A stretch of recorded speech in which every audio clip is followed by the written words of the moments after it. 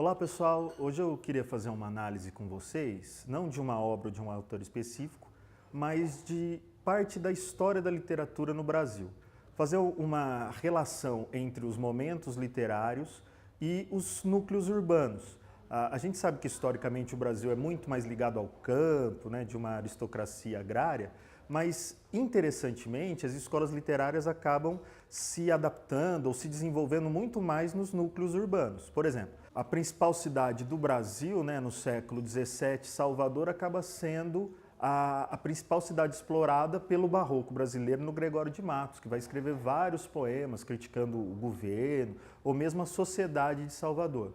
No século depois, né, no século XVIII, nós temos o arcadismo como um momento literário no Brasil, em que a cidade, que acaba sendo o núcleo, o lugar onde esses artistas vivem e se expressam também sobre ele, né, por exemplo, em Cartas Chilenas do Tomás Antônio Gonzaga, Vila Rica, o ciclo do ouro do século XVII, em Confidência Mineira, os autores envolvidos nisso.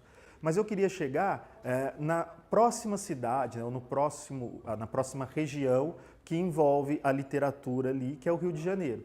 O romantismo e o realismo, né, obras importantíssimas que caem nas listas de vestibular e tudo mais. José de Alencar, o Memórias de um Sargento de Milícias, e depois no realismo, os livros do Machado de Assis e do Aloysio Azevedo, do Cortiço, se centram no Rio de Janeiro.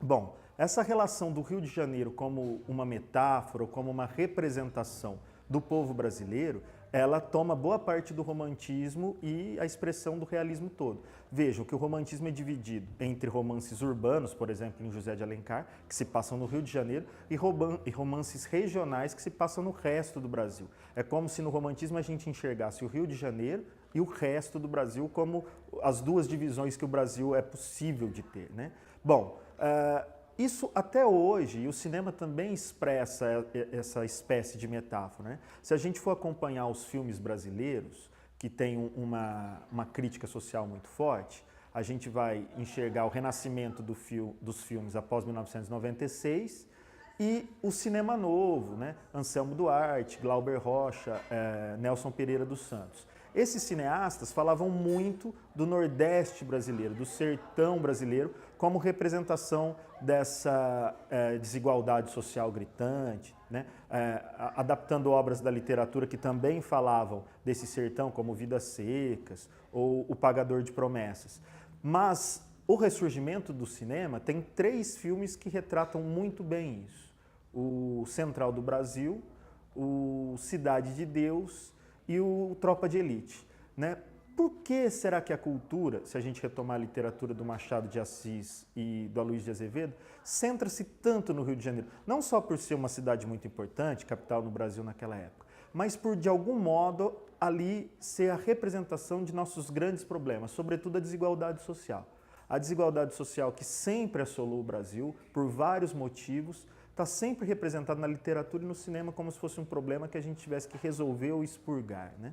Então, essas relações que a gente pode obter das obras são muito interessantes. Se a gente pegar o Cortiço como exemplo, em determinado momento há uma batalha entre moradores de 2 cortiços e quando a polícia é chamada, esses habitantes de cortiços diferentes que estavam brigando uns com os outros se juntam para brigar contra a polícia, o que já revela lá no final do século XIX um excesso de rigor ou uma truculência policial que o povo tentava se defender, né? Algo que a gente pode usar hoje num paralelo à intervenção militar no Rio de Janeiro, né? A própria criação do personagem malandro também acompanha, né?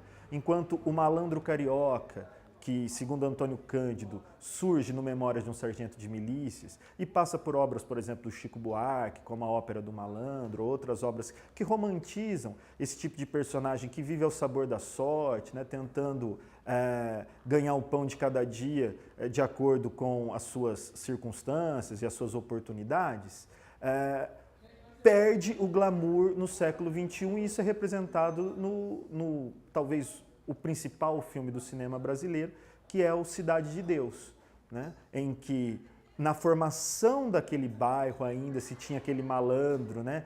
Na figura do sujeito boa praça, bom amante, né? Que só quer ali viver uma vida sem extrema violência, para o crime, que aí perdeu qualquer tipo de romantismo e passou a ser de extrema violência, né? Mas veja, a truculência policial continua agindo, a violência do Estado continua sempre imperando nas obras.